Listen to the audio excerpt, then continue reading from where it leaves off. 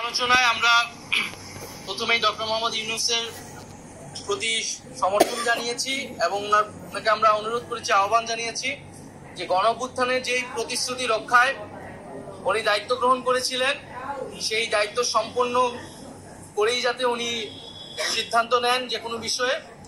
আমাদের আলোচনায় যেই বিষয়গুলা গুরুত্ব পেয়েছে, আমরা বলেছি যে আওয়ামী লীগ নিষিদ্ধের আন্দোলনে জুলাই ঘোষণাপত্র বাস্তবায়নের একটি দাবি ছিল এবং সরকারের পক্ষ থেকে 30 দিন আমাদেরকে বলা হয়েছিল, 30 কার্য দিবসের মধ্যে সেটি হবে। নির্ধারিত সময়ের মধ্যে যাতে জুলাই ঘোষণাপত্র জারি করা হয়, প্রদান করা হয়, সেই বিষয়ে আমরা আহ্বান জানিয়েছি এবং সরকারের পক্ষ থেকে, ডক্টর ইউনূস স্যারের পক্ষ থেকে আমাদেরকে আশ্বস্ত করা হয়েছে। দ্বিতীয়ত, আমরা জুলাই গণঅভ্যুত্থানে শহীদ হয়েছেন, শহীদ পরিবার এবং আহত যারা রয়েছেন তাদের যে পুনর্বাসন প্রক্রিয়াটা, সেই প্রক্রিয়া কাজটা ধীরগতিতে আগাচ্ছে। সঞ্চয়পত্র গণঅভ্যুত্থান অধিদপ্তর থেকে যে সঞ্চয়পত্র দেওয়ার কথা ছিল সেটি এখনো সকল শহীদ পরিবার পায়নি। মাসিক ভাতা দেওয়ার কথা ছিল, সেই ভাতা দেওয়াটি এখনো শুরু হয়নি। আমরা বলেছি যাতে দ্রুত সময়ের মধ্যেই প্রতিশ্রুতিকৃত সকল যে দাবি, আর্থিক সহায়তা সহ পুনর্বাসনে সেই বিষয়টি যাতে নিশ্চিত করা হয়। তৃতীয়ত, শেখ হাসিনার আমলে হওয়া জাতীয় এবং স্থানীয় পর্যায়ে সকল নির্বাচনকে আমরা আনুষ্ঠানিকভাবে অবৈধ ঘোষণা করতে বলেছি। কারণ সেই সময়টা শেখ হাসিনা একটি ফ্যাসিবাদী শাসন ব্যবস্থায় ইলেকশন করেছিল এবং মানুষের ভোটাধিকার হরণ করেছিল।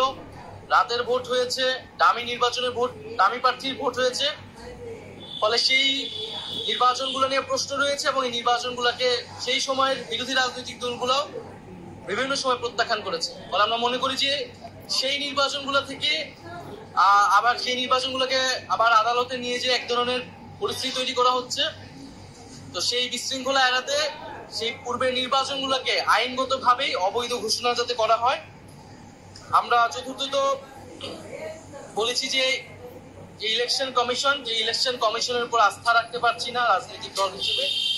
সেই ইলেকশন কমিশন পুনর্গঠন করে যাতে স্থানীয় সরকার নির্বাচনের দ্রুত আয়োজন করা হয়। এর ফলে নাগরিক সেবা যে দুর্ভোগটি হচ্ছে, নাগরিক সেবা পাচ্ছে না জনগণ, সেটি নিশ্চিত করা সম্ভব হবে।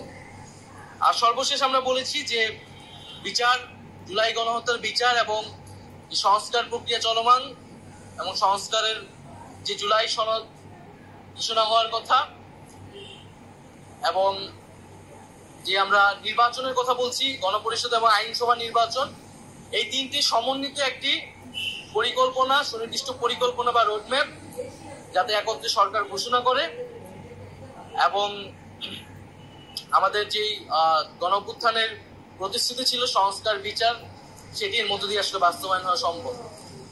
জুলাই মাসের মধ্যেই জুলাই সনদ আসবে এরকমটা আশ্বস্ত আমাদেরকে করা হয়েছে।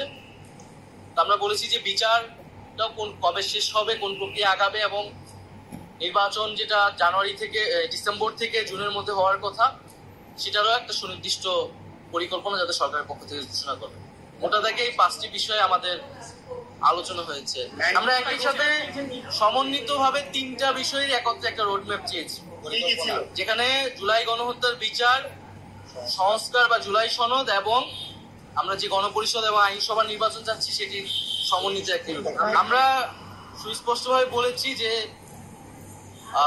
ছাত্র উপদেষ্টা যারা রয়েছেন তারা গণঅভ্যুত্থানের প্রতিনিধি আকারে সেই প্রেক্ষিতে সরকারে গিয়েছিলেন, সরকারকে বৈধতা দিয়েছে।